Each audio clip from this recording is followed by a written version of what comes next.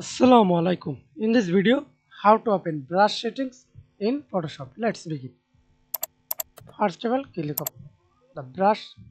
Example, I want to use brush tool. Then see this brush point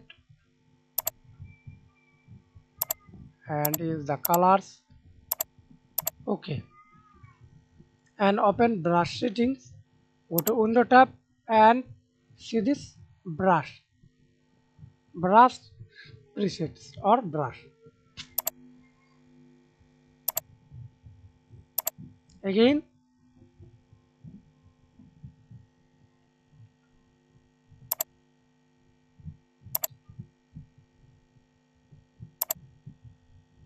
see this texture, shape dynamics or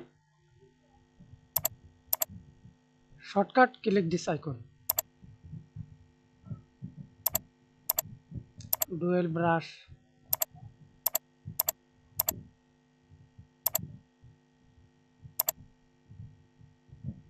textures, that's it. Opacity. Thanks for watching video. Please subscribe to my channel, like, comment, share.